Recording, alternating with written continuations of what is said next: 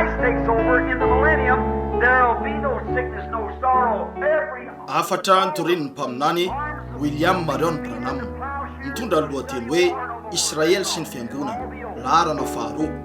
ny 4 Martsa 1770 tao amin'ny Branham Tabernacle Jeffersonville, Indiana, USA. There'll be wars and rumors of wars until Jesus comes. Amen.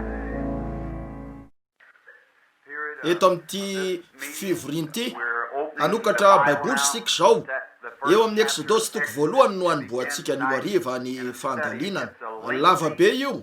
tena fandalinana lavabe nefa dia hiezaka ampivangongo an'io ao anatin'ny ny takariva vitsimonja. Zao no antony anaovako an'izao inoko fa itoy hatramin'Pasika ny fifahazam-panahy ary mety ito foana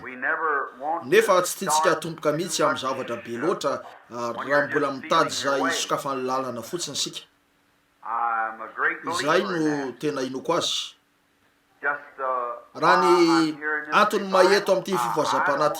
ty tsy fantatro za tena zava-miafina amiko zany rehefa ny antso any tompona andraikitra ny tolakandro ny amin'ireo fivoriana ao Macon, Nashville sy ny manodidina dia ny foananay ny rehetra ny sasany tamin'ireo dia tranobe zay efa niazahanay ho azo hatrany amin'ny 3 na 4 na 5 taona lasa izay mazaka olona 2 alina ary ny namarana anay an'ilay fivoriana farany azafady atao Meridian nisy 507 tao anatiny ary tsy fantatray ny tany ivelany nijoro teo amin'ny orana sy ny oram-baratra sy ny sisa zahay nijoro tao ivelany ary rehefa niala tao talasy zahay dia toy zany ihany tsy afaka nasy toerana ametrahana ny vahoaka akory ary ny fanahy masina ajanony mandehana mody ankehitriny miandrasa fa miomana ny andefanao any ampitan-dranomasina koa ity fivoriana 7 no nifoanako voatery nanafoana fivoriana 7 fotsiny ary ny ray tamin'izany dia tao Indiana, Connersville, ny ray tamin'izany dia tany Alberta, Canada eo amin'ilay kianjabe ihany mahazaka olona 5,000 sy alina efa elaela ihany no ezahanay azo an'io kianjabe io ary noho ny azonay ilay izy ka efa vonona hiatomboka ny zavatra rehetra mba hanimboana fivoriana mifanesy izay akasika firenena maro ka niandrasanay vahoaka 3 na 4 alina angamba dia hoy ny fanahy masina ajanony avy eo nalefa ny hoeto amin'ny tabernakla zao arivo zao. Hitanareo voatery manao arak'izay ambarany ianareo atao ianareo ianareo amela vondron'olona toy zany venao mba hoeto amin'ity tabernakla bitika kely ity aoka zavo zao manompo an'Andriamanitra sika. Hitanareo nisy fifahazam-panahy lehibe ny alan'ny Filipo taorinina ny etsehany ny Samaria rehetra dia nivoaka anakany anefitra izy tany Gaza ary nitoetra teo ahitany lehilahy iray ary tsy niveriny intsony teo amin'ilay fifahazam-panahy tsy zany ve tany anefitra Gaza nisy lehilahy ray hitany Etiopiana niova fo izy io avy eo dia nitodika niala teo izy ka tsy niverina tany Samaria intsony teo amin'izay nananany fifahazam-panahy lehibe ankehitriny dia tena mankasitraka ny fitarihan'ny fanahy masina sika tsy maintsy mandeha sika rehefa voatarika ny andeha ary tena matsiaro tena voatarika ny tonga eto amin'ity fivoriana ity anao an'izao ary za somary mialatsiny ary rahalahy mbola misy mpivady afako eto rahalahy Filimanina raha sitrakao raiso angamba ireo ho an'ny olona izay tsy manana baiboly ny testameta taloha eo mpandalinana ny testameta taloha sika indrindra fa ny ariva satria lay modely no raisitsika atsangano ny tananareo ianareo izay mily zany mba hahafahan'izy ireo hitondran'io aminareo eto ny baibolinareo ny pensily sy ny taratasinareo sy ny sisa mba hahafahanareo manoratra ny lahateny. Omaly arivo sika dia nijanona naharitra kely omaly alina nandrana ny anao izay vitako indrindra anitsina an'izany an'io ariva raha azo atao tena tiako loatra ny teny ka rehefa tafiditra ao amin'io dia lasa tsy mahafehy teny ataoko fanakeo amin'ny Genesis hatramin'ny Apokalipsy sika omaly ariva na nivatsiva teo ko dia adiniko tsotro zao ny fotoana sy ny sisa rehetra ity ny fotoana voalohany nanaovako fivoriana toy itony tao anatin'ny 7 taona amin'ity herinandro avy ity izany namarana ny fivoriana ho fahazam-panahy teto amin'ny tabernakla firy mahatsiaro an'ilay toroteniko nanakatonako an'io zinona moa io Filistinina tsy mifory io no dia iaiky ny miaramila an'Andriamanitra velona zany ny toroteniko fanakatonana an'io teto amin'ny tabernakla 7 taona lasa zay farafahakeliny amin'ity herinandro avy ity eny ary vao roa herinandro teo ry zanako vavikely ry nampanantenan'Andriamanitra raha mila ahijanona izy mandra-pahaterany dia andeha avy eo dia nandeha foana hatramin'io nanao takarivo indray nandro tetsiteroa koa dia nitahatsika tamin'ny fomba lehibe ny tompo tetsiteroa nisy fanahy 10 hetsy ny ovafo teo amin'ny fivoriana nataontsika mihitsy eritrereto fotsiny zany tao anatin'ny 7 taona manio zavatra zany 3 alina ao anatin'ny ray andro fantatrareo fa mahagaga zany isaky ny mieritreritra an'io dia mitokodina ny lohako nahazo taratasy avy any Afrika androany milaza hoe mihetsiky indray ny any Afrika Atsimo ray manontolo efa vonona ka tia hafantatra fotsiny daty hiverenanay ola ary teo ny tompo dia nanome fahitana nanao hoe any Inde misy vahoaka 3 hetsy no anatrika fivoriana anankiray raiso taratasy zany dia jereo raha marina na tsy eny ny akamaroany zany dia resaka fanasitranana ny amin'ny fanasitranana miezaka ny ampiala sasatra ny saiko ny amin'izany ankehitriny ka ampianatra ny teny fotsiny eny tsy manana tolotra firy amin'izany saingy tiako ny manambara n'izay fantatro ny amin'io ary eny ataontsika amin'ny alahady maraina reo fanontaniana dia izay fanontaniana rehetra mikasika ny soratra masina ka tianareo fantarina ny hevitro koa dia hiezaka sika nitondra an'io avy amin'ny baiboly arak'izay azontsika atao indrindra ny alahady maraina eto alohan'ny alahady maraina zany farafantara ny asabotsy arivo izay fanontaniana rehetra mikasika ny soratra masina izay rehetra mampikorotana ny sainareo ho fanontaniana ary ny alahady maraina tianareo ve zany eny raha manan-javatra nareo dia atao fotsiny hoe tsy mety mazava amiko ny antony isiny zavatra toy zao koa eto zany ary andeha jerena raha afaka hitovy fijery sika mety ho hitantsika miaraka ny valina anao zay rehetra azoko atao mba hampifanitsany io amin'ny soratra masina satria noko fa tsy maintsy araka ny soratra masina zany raha tsy zany dia tsy ara-dalàna eny omaly arivo sika dia nandray ny teo amin'ny fiandohan'ny fiangonana nampanantenan'izy Andriamanitra any Abrahama izay raitsika rehetra satria tamin'ny Abrahama no nanaovana ny tendry fikasana ary tamin'ny Abrahama sy ny taranany irery ihany no nanaovana ny tendry fikasana zany ve Abrahama sy ny taranany ary tsy ireo zanany rehetra no taranany fa avy amin'ny Isaka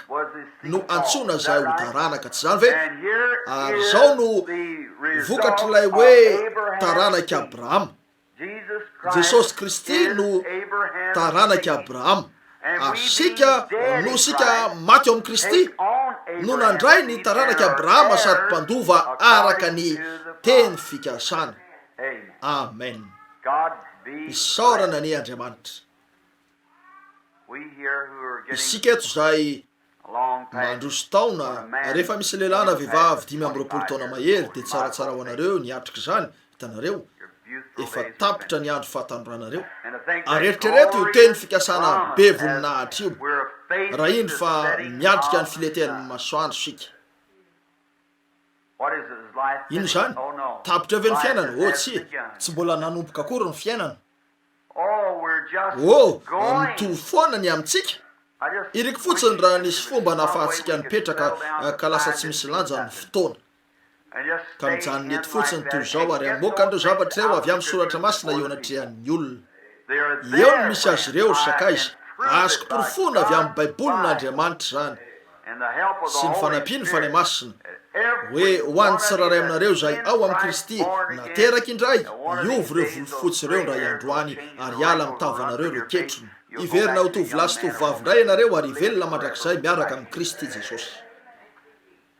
azoko asehoanareo nanampirofon'Andriamanitra an'io amin'ny baiboly nanehoan'ireo aloka sy porofony amin'io ny nampanantenainy an'io ny nianianany tamin'io fa atao zany mahafinaritra tokoa ho tiako ve ny vadika eo azo antoka mihoatra noho izay tiavako azy zao azy tsy haiko ny fomba mety isin'izany fa ho tiako izy ho avy izy azo antoka namako izy dia tsy hananjanaka sy ny sisa saingy ireo zaza nanananay teto tany dia hiaraka aminay eo raha nateraky indray izy ireo marina zany tsy hafinaritra ve zany nieritreritra foana fa filazany reniko tamiko mamela ary mama efa talohan'ny nahalalana kokoa zany hoe ananelatra sika ka nitsidineny ainareo tsara fa tiako ny mihinana misotro mandray tanana ny olona manana fiomborana ho ianakapo la ho vito irehetra eo tsy zany hitako teo ary fa tsy nanao aho anjely mihitsy Andriamanitra nataony olona ary olona foana fa tsy ho anjely mihitsy fa tsoa zany manana anjely Andriamanitra azo antoka nanao anjely izy ary nanao kerobima mananelatra izy nanao anjely tsy mananelatra fony ananao an'ireny irafahiny reny tamin'ny ampanotaka anakeny amin'ireny toeran'ireny lay hoe misy anjely baribary maso miandria de hoe anakapo la misy anjely litako tamin'izany fa laingany devoly io tsy nisy zavatra toy zany mihitsy hitanareo tena lehilahy sy vehivavy tanteraky sika ary iveriny eto amin'ity tanty io lehilahy sy vehivavy marina zany no fampianaran'Andriamanitra rehefa hita reo zavatra reo de mahatonga ny tena akasitraka an' Jesosy Kristy zany eny zavatra izahantsika tao anio ariva de ny amelatra ny alika nisy tao amin'ny testamenta taloha manoloana ny testamenta vaovao fa reo zavatra fahiny rehetra eo ony soratra masina de tandidina na aliko ny zavatra hoavy eny lesona mahafinaritra ny anio ariva ny Exodosy teo amin'ny zanak'Israely ny janonantsika omaly inona no niantsona ny Israely talohan'ny anarany Israely izy amin'ny manatrika eto no afaka maly izy Israely talohan'ny nomena nanomezana azy an'io anarana ara-panahy io eny misy olo letsy amin'ny mpitoroteny mahita mpitoroteny manangatanana eny ary olo kafakoatra anareo mpitoroteny Jakob marina zany ary inona no natonga azy nandray an'io anarana ara-panahy io oka isy ilaza zavatra nandresy an'ilay anjely izy fanontolona taminy ary ozy tsy avelako andeha ianao raha tsy tahinao mila anaranara-panavy ianareo anio ariva miazona mahafotsiny eo amin'ny fany masina ary ataovy hoe tompo tsy haly eto amin'ity tabernakle tya raha tsy tahinao iova ny fandehan-javatra rehefa hialy eto ianareo anana fahavononana lehibe tahaka any Jakob ianareo azo fitahina ary jereo fa notendreny ny fotopeny de niova ny famindran'i Jakob amen antenako fa hidina any amin'ny lalina zany rehefa mitolona amin'Andriamanitra ianareo iova ny famindranareo aoriny zany jereo tsara natanjaka izy tetsy andafiny ony izy lay renirano kely de lehilahy matanjaka sy mahery nefa de azony fiamora sy nanalafitra an'Andriamanitra nandositra an-dalàny nandositra an'Andriamanitra nefa ranjanany sy nofosany fa tety andafiny ony andrina mandringa andrina eo anatrehan'Andriamanitra ianao fa manana ny fahefan'Andriamanitra tony ny andrina mandringa sady nandringa izy tamin'ny androm-piainany sisa toinona ny fiasan'Andriamanitra tsy mahafinaritra va izy koa reo patriarka teo no nijanonantsika omaly ariva tao amin'ny Genesis ny amin'ilay farany amin'ireo olona efatra zay nomen'Andriamanitra ny fampanantenany de Abraham, Isaka, Jakoba, Josefa Andriamanitra de inona nisy teo tao amin'ny Abrahama inona no hitantsika omaly ariva ho an'ny fiangonana kristianina amin'izao andro zao ny fifidianana ary tao amin'ny Isaka ny fanamarinana ary tao amin'ny Jakoba ny fahasoavana voatery inony amin'ny fahasoavana ianareo raha mamaky ny fiainan'i Jakoba voatery ahita ianareo fa fifidianana sy fiantsonana nisy teo satria raha reo zavatra nataony isakaizy io na izany azy anefa nita azy Andriamanitra niteny taminy zavatra hitranga Andriamanitra ka de niantso azy izy saingy tsy hiatrareo fa taoriny ny tolomany tamin'io anjely io de nanomboka niova ny fandehan-javatra aveo rehefa tonga teo anatrehan'ny Farao izy de nanao hoe taona maro toy zao sy zao no andro nivahiny anako nampahafantarin'Andriamanitra azy fa mpivahiny fotsiny izy eny ary tao amin'ny Josefa ny fatanterahana mario reo dingana telo fanamarinana amin'ny finoana fanamasinana amin'ny alalan'ny ra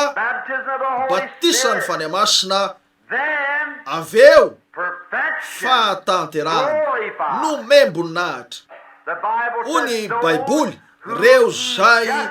no amarinina ho an'ireo zay manana fisainana ara-panahy io no nomeny voninahitra koa zany ve zay no amarinina koa raha nanamarina antsika izy ankehitriny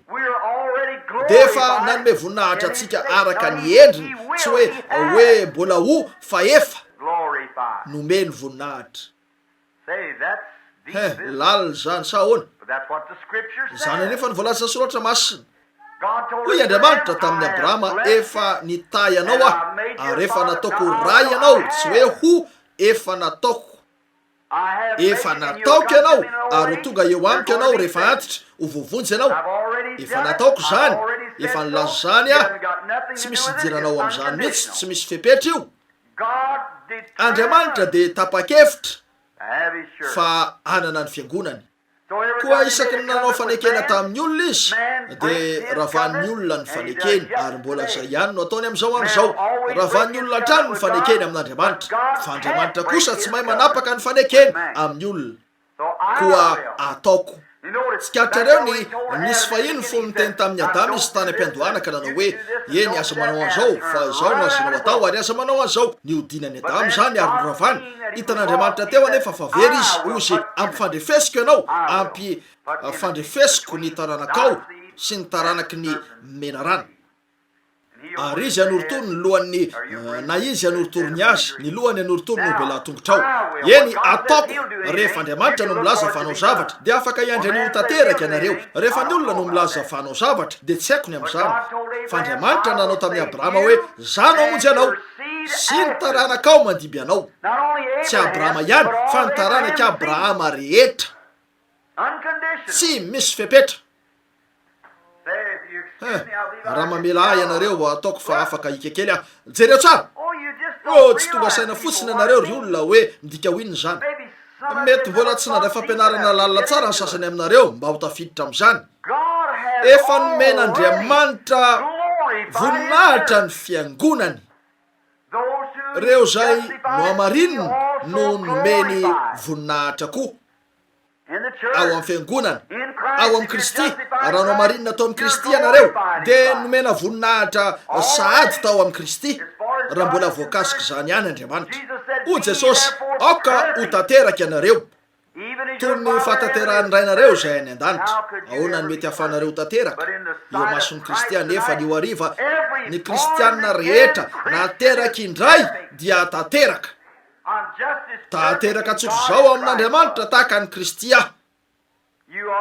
ianareo koa ny mpino rehetra satria tsy ny fahamasinako io fa ny fahamasinany tsy afaka anaiky ny Andriamanitra tsy ananako zany saingy miditra ao amin'ny Kristy ampinono ary amin'ny alalan'ny Kristy no ao amin'ny ka dia tanteraka eo mason'Andriamanitra jereo tsara fahafanahy iray ihany no nanaova batisantsika rehetra ho tena iray ka tonga ho mpikambana ao amin'io teny io ny Romanina 9:1 ary amin'izany dia tsy misy fanamelohany ho an'izay ao amin'ny Kristy Jesosy izay tsy mandeha araka ny nofo fa araka ny fanahy ary ny olona ao amin'ny Kristy Jesosy dia mandeha arak'ireo zava-panahy ho an'izao tontolo izao amin'ny fisainany ara-nofo fa adalany zany fa ho an'ireo zay mino fiainana mandrakizay io amen zay ian'ilay izy tena mahafinaritra inona ary no mety hanimba anareo ao amin'ny Kristy ianareo ary toy ny nanana antoka fa nanangana an Jesosy tamin'ny maty Andriamanitra no atongavantsika eo amin'ny Kristy amen eny tsy maintsy toy zany sika nampananteny zany Andriamanitra satria raha azoko antoka fa miakatra io vatan'io zaho amin'ny vatan'io dia voatery niaraka amin'izany eny voalaza hoe minony amin'ny antoka mandrakizay zany ianao raha labraname inoko io amin'ny lafiny ray inoko fa manana antoka mandrakizay ny fiangonana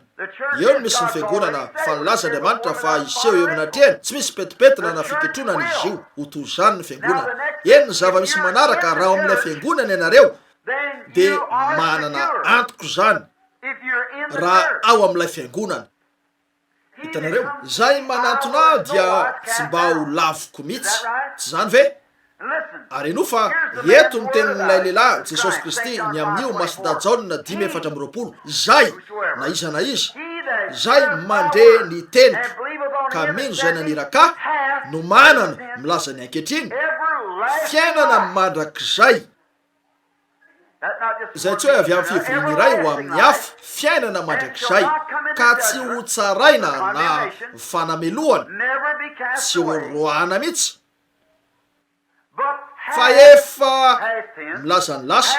tafafindra niala tamin'ny fahafatesana ho amin'ny fiainana. Masina Jaona 10:4 lazany Jesosy. Zany nofinaina izay nidina avy any an-danitra avy amin'Andriamanitra. Nirazanareo mihinana ny mana tany anefitra nefa maty any, fa izay mihinana ny lofiky sy misotro ny rako no manana fiainana mandrakizay ary zanangana azy amin'ny andro farany. Izay ny voalazany. Eny, maro ny olona miambo ao. Maro ny olona manao ezaka mafy ka miezaka ny velona mahitsy, miezaka ny sesika hiditra. Tsy izany no tiako resahana. Fa raha ao izy ireo dia ho mora toy ny fiainana hafa rehetra ihany ny velona amin'ny fiainana kristianina, satria ao amin'ny Kristy ianareo ary tsy misy zavatra hafa fa feno ny fanahy-masina fotsiny izay mitondra sy mitalika ary manoro lalana anareo. Ary eny, azo antoka fa hanao fahadisoana ianareo ary ho lavo, saingy tsy afaka ijany eo ambany eo satria mitovy amin'ny tsy ahafahanareo manao taombary eo amin'ny aviavy. Tsy ianareo atao zany. O Jesosy nivoany no ahafantaranareo azy. Anananareo ny fiainana marak'izay. Nisan'ireo ozina lehibe indrindra eo amin'ny fiangonana ankehitriny dia nitahotra. Matahotra tsy misy toy izany ny olona rehetra. Oreo inona no tranga iza ahoana. O Jesosy na dia tonga azy ireo zavatra mampitahotra jerena dia sandrato ny lohanareo ary ny fa lehibe. Manakaiky ny fanavotana anareo rehefa mitrangy ireo zavatra ireo. Eny, toinona no nitondran'ny fiangonana nandritra an'io dian'io. Toinona no nisy tamin'izany na dia teo amin'ny Abrahama sy Isaka ary Jakoba aza izy rehetra ireo. Jereo ny fahatsoana nataon'izy ireo nefa nomba azy ireo Andriamanitra. Aliko zany. Jereo vetiveta ny Abrahama. Fantatro fa betsaka ny Armenianina miano any io hariva, nefa tiako azavaina tsara aminareo zany. Niteny tamin'ny Abrahama Andriamanitra noho ny fifidianana sy ny fahasoavana hoe iza no hitondranao hoe amiko rehefa antitra. Amin'ny fiteny hafa, amonjy anao aho, hitondranao hatramin'ny farany aho, ho ela velona ianao, ananjanaka ianao, tsy na dia momba Sara fa ianao, fa ananjanaka ianao, ary amin'io zaza io no aminjeko an'izao tolo zao. Eny, talohan'izay mety ho nanaovany Abrahama zavatra mba ho mendrika izany io, fa izy tsotro zao no niantso azy Andriamanitra dia izay fotsiny. Kaldianina fotsiny izy, izay nidina teo tao an-tanànan'ny Ora, nidina teo amin'ny lohasahan'ny Sinara, avy teo amin'ny tilikambon'ny Babela, avy amin'ny fanompo-tsampy. Ataoko fa mpanompo-tsampy ny rainy, ary ataoko falabana rehefa nidina teo izy dia voaporofo zany, fa teo amin'ireo sampy ireo, taizany mety nazahoany andreo, raha tsy avy teo amin'ny tilikambon'ny Babela, ary avy amin'ny taranakama no ny avian'ny Nimrôdy. Nimrôdy nanangana ny tilikambon'ny Babela izay fanompo-tsampy, ilay fanompo-tsampy voalohany izy teto tany. Ankehitriny dia jereo fa io tilikambon'ny Babela io no nanivatsiva teo Babela ary nitoy teo hatrany any zany mandram-pifarany eo amin'ny Apokalipsy. Dia ilay fivavahana amin'ny sampy ara-kristianina izay miambo kristianisma. Hitany Jaona amin'ny Apokalipsy 7:10 izy io, talanjona tamin'izy, ny fomba nipetrahany, ny endriny, ny nitondrany ny anaran'i Jesosy sy ny maro hafa nefa nanetsika sy nanao martiora ny olo-masin'Andriamanitra velona na dia izany azy. Ola enjely avia ty dia asehoko anao ny aminy. Hoy izy fiangonana lehibe izy io izay mipetraka eo amin'ny rano, eo amin'ny havoana 7 ary manapaka ny tany sy ny sisa. Toinona no sotroiny ny rano ireo martiora ny Kristy. Mampalahelo. Ry vahoaka miaina amin'ny andro farany sika. Firy aminareo oloneto no nandre taona maro lasa zay fony izy ireo efa saika isambotra noho ny fitoriko an'io mariky ny Biblia io. Rehefa nilaza fa Mussolini, rehefa nasy fahefana izy 20 taona lasa zay, dia hoy raha mirosatra eo Etiopia Mussolini raha isantsoratra zao dia tsy hisy filaminana mihitsy mandra-piavan'i Jesosy Kristy. Ary hoy isy isma telo lehibe: komunisma, fasisma ary nazisma.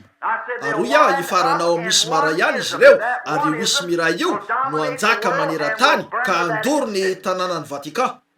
Tsaronareo no lazako an'io efa taona maro dia maro lasa, ary tena toy izany tsotro zao ny fitrangany. Hoy alokely ny aviany izany fotoana izany, ireo fiara dia ilay namboarina mahitsy be ny tao an-damosiny 20 taona lasa na 25 taona lasa zay, azonareo tadidina ihany 20 taona lasa. Hoy anana endrika toy ny atody izy ireo, iovany bikany, fahitana zany. Ho zavatra anana bika toy izany io, ary ho toy izany izy ireo, mialokely ny fampakarana. Kanefa dia eo am-panafahana ny fiangonana etseroa Andriamanitra manomana azy io izy ankehitriny mba ahafahany iroso amin'ny fampakarana. tsy maintsy omeny finoana ao amin'ny fampakarana izy io alohan'ny ahafahany andeha amin'ny fampakarana ao amin'ny fanahany andro farany olona toy nisy azy ireo tamin'ny andro noa ninana ny sotro nanambady napakabady tsy taitra tsy ny raharaha ny rendrarendra sy ny maro hafa koa ary reto vahoaka amerikany reto no ratsy indrindra raha neto amboniny tany kiriny peboebo tsy mahony-po loza be mpanamavy toreny malala ny rehetrareny raha misy ahitany eto tany miaraka amin'ny baiboly keto am-poko ary fantatra Andriamanitra fa za mijery ahy izy ary fantany fa mety ilaiko ny ijereo anatrehany alohan'ny rapitso raha ilaiko ny ilaza azy toy zao hoe ny toerana mila missionnaire indrindra no ny toerana hafa rehetra eto tany de ny USA ny États-Unis ny Amerika ny andiana jentilisa lehibe indrindra misy amin'izay toerana rehetra fantatro de eto Amerika ny jentilisa de midika hoe tsy mino ny teolojia no inono izy ireo tsy tonga saina ardombelona loatra izy ireo ka tsy vitanareo mihitsy ny resaka aminy afaka akalela eny zay tsy mbola nahenony amin'Andriamanitra mpanompo sampy ary mahavita zavatra aminy kokoa ianareo ao anatin'ny 10 minitra toy zay amin'ny olona miambo kristianina ka sady toy ny zava-dratsy miantiny eo zay tsy hainy anaovana azy no feno an'io ranon-javatra fanao maty io notsondromina ao amin'ny lalan-drany mampatsiaro any ray amin'ireny efitra fametraha-paty mangatsika ratsy anoany reny zany toy ny trano fanangona-paty mariny zany mipetraka tsara eo izy ireo miditra eo manao nakao amin'ireny fiangonana ratsy lehibe reny de nampatsiaro any ny efitra fametraha-paty zany ny mari-panara-panahiny de zato any ambany miaotra saika efa mivembena mihitsy ny tena rehefa miditra ao sangisangy no ilazako zany fa zay ny marina tsy mahalala intsonony amin'Andriamanitra ny sasany amin'izy ireny fa mijoro manao hoe eto ary hitory aminareo inoko fa iretreo mampalahelo mpamitakolona ianareo mijanony aty ivelan'ny fanjakan'Andriamanitra ianareo ary mampianatra ny hafa hijanony aty ivelany nasiny izy ireo ranon-javatra toy ny fanao amin'ny olona ao amin'ny trano fametraha-paty esorony izy ireo avokoa ny rany ary asiny zavatra ao mba ananany antoka fa maty izy koa saiky toy zay ny fanaon'izy ireo esorony zay mba fivavahana kely ananany olona na zay finoana kely ananany ary karazana teolojia ratsy no ampidiriny ao amin'izy ireo zay sady mamono azy misimisy kokoa no miazona azo faty zay fotsiny marina zany matsiravina avy de lazainy hoe hoy aho tamin'ny vehivavy ray kristianina ve anao hoy zay tiako fantatrao fa amerikanina hoy aho tsy zany nantaniko anao nisy anankiray hafa tonga teo amin'ny lampiazy hoy zy hoy raha bosor fa kristianina ve anao raha mato hoy zy fa za tena hoy zy tiako fantatrao fa mandretra labozisan'alina ny mandretra labozisan'alina ve ny mahatonga kristianina afaka rehetra reo ny labozi rehetra eto tany tsy ahasoanareo zany mandra-panadiovan'ilay afo mirehetra ny fanahy masina ny fanahinareo amin'ny ota de mbola mpanota ianareo ao am-po zany mivelona eto Amerika tsy manova zavatra zany tsy manova nininina aminareo zany tsy noho za amerikanina no hanomezan'Andriamanitra lanjany tsy noho izy alemanina no hanomezany lanjany alemanina na ny polonianina noho izy avy an'ny polonina tsy manisy lanjany afrikanina izy noho izy avy any Afrika tsy ny Afrika no malina an'Andriamanitra tsy ny alemanina koa no malina azy tsy ny États-Unis koa no malina azy fanjakany iray no malina an'Andriamanitra de ny fanjakan'Andriamanitra zany ka olona maro avy amin'ny firenena rehetra no miditra ao ary nateraka ao amin'izany amin'ny alalan'ilay taranaki Abrahama izy ireo de Jesosy Kristy ka mpandova araka ny teny fikasana ny firenena rehetra ty ambany lanitra de feheziny Satana lazany baiboly sarotra ny anaiky an'izany sa tsy zany netiny Satana niakatra teo Jesosy Kristy ary nasehony azy ny fanjakana rehetra teto amin'izao tontolo zao tsy zany ve ary hoy zy ireo ary ataoko aminy zay iriko fa omeko anao zany raha iankoaky anao ka hivavaka amiko hoy Jesosy mandehany anao Satana hitanareo fantatry Jesosy fa izy no andovan'ireo fanjakan'ireo eto etsy amin'ny apokalipsy rehefa tonga ny fiafarany zao tontolo zao hoy ny baiboly mifaliry lanitra sy anareo mpaminany masina rehetra fa ny fanjakana amin'izao tontolo zao de efa lasa fanjakany tompontsika sy ny Kristiny ary izy no anapaka sy anjaka mandrakizay Daniela nahita azy toy ny vaty voentaka teny tendrombohitra nikodidia ary namela an'ilay sary olona teo amin'ny tongony ka nanorotoro azy de ny any tombony fanjakan'Andriamanitra rehefa haka ny fanapahana milenium Kristy de tsy isy ny aretina tsy isy ny alahelo ny fitaovam-piadiana rehetra de ho tefena ho fangady ary tsy anatrady tsony sika zay fotsiny ihany ifarany io rehetra io rehefa tonga Jesosy mandra-pahatonga an'io raha mbola Satana ihany manapaka an'ireo firenena de isy ny ady sy ny filazana ady mandra-piavin'i Jesosy amen andriamanitra ampio zay eo mpijerena anareo a dia tonga saina ny ho arivo raha mijoro eto am-pampianarana ny tenin'andriamanitra hoe vahoaka voatendry ho any amin'ny mandrakizay ianareo zay lehilahy sy vehivavy zay ankizy lahy sy ankizy vavy rehetra eto dia hijoro eo amin'ny fanatrehan'i Kristy ndray androany tsy maintsy hampamoana ny amin'izay nolazaiko teo anatrehanareo tamin'ny mahampanompony ahy ka inona no ampiala tsy hanambara ny fahamarinan'andriamanitra aminareo efa nanisy lanjany tokoa andriamanitra ny amin'ny teny izay mitorika ka naparita nanerana an'izao tontolo izao zany ary nasy ny lanjany zany tany amin'ireo lapan'ny mpanjaka sy teny rehetra teny ary tsy mbola nisy fotoana nylazany zavatra tamin'ny fomba hafa koatr'izay efa nylazany anio ka dia azo antoka fa tsy hamela ilaza zavatra diso izy ka hoy any io ariva ary nama kristianina na inona fiangonana ikambananareo na aiza misy anareo raha tsy amin'ny fanjakan'andriamanitra amin'ny alalan'ny batisan'ny fanahy masina anareo izay mampiditra anareo amin'ny vatan'i Kristy dia mitolona mafy niditra ankehitriny satria tsy fantatrareo ny ora iaviny ny Israely ary dia tao Egipta teto izay tandidy ilay fiangonana nantsona ivoaka ny Exodosy toko voalohany ny Israely dia tao Egipta rehefa lasy Josefa ankehitriny saika 30 minitra eo sisa no omeny zany ahy hiezaka ny ampivangogan'io indrindra arak'izay azoko atao eny tao Egipta ny toerana nisy azy ireo noho ny aintany nidina tany Isaka ary nentin'ireo patriarka dia noho ny natao Goseny izy ireo fa Josefa kosa no maty izy endrika mahafinaritra io dia nanisy resaka ny amin'ny fialan'ny zanak'Israely ary nanisy resaka ny amin'ny taolany enoy raha mela ianareo tiako ny apiditra kely fantatrareo fa raha mamaky ny teny tahako zao fotsiny ianareo dia tsara zany saingy azo antoka fa ho diso amin'ny fahitana ny dikany natao eo anelanelan'ireo voasoratra ny teny hoy Jesosy nafeniko teo masony endry sy ny manatsainy zany fa nambarako tamin'ireo zaza madinika vonona ny anatra ireo seminaire teolojika ireo dia mitovy amin'ireo mpisorona tamin'izany ihany ny mpisorona be sy ny hafa rehetra izay namaky ny teny nefa diso tamin'ny fahitana ny Jesosy ho Kristy hitanareo ve ny tiako ambara eto jereo indray reto patriarka reto nahoany Jakoba zokiolona fony maty tao Egipta izy nanao hoe aza levonareo eto ary nasainy nametraka ny tanany teo amin'ny feny efa osy Josefa ka nianina tamin'Andriamanitra fa tsy andevina ny taolany eo izy mba fantatrareo moa zany hoy izy eto miverina ny an-tanindrazako ary aleveno any jereo Joba tamin'izany raha nipetraka teo rakotro ny vai ratsy tanteraka sady nanozona ny andro naterahany ny boky ela indrindra atao amin'ny baiboly dia Joba nosoratana talohan'ny Genesis zany jereo izy fa teo ampiarana ny tamitavim-bilany nipetraka tetsy amin'ny sisiny teo andavenina nitory anio andray mandeha saiky nandritry ny 3 volana nanintsitra nisy olona sasany na ny ataratasy ny teny tamiko hoe raha labila rovina ianao no analan'ny Joba eo amin'ny lavenina ary za ny amin'ny petrahany teo tamin'ny fotoana lehibe fanapa-kevitra io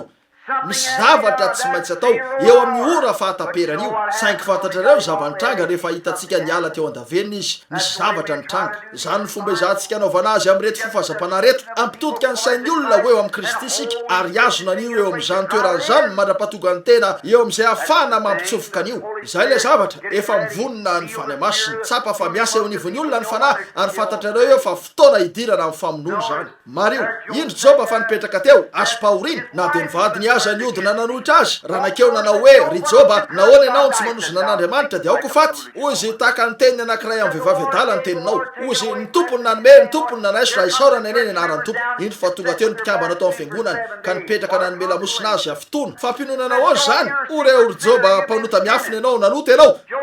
fantatry Joba fa tsy nanota izy naneo an'izay fantana izy ireo koa ao amin'ny fahoriana azy ny olo-marina iray fifampirarahin'Andriamanitra amin'ny olo-masina io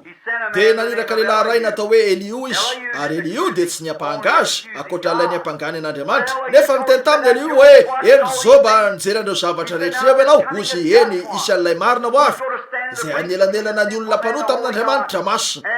ary amin'izany io olona io izay andehanan'izy ireo eo ampasana ka hitomaniny nefa tsy hitany akory zany dia hitsangana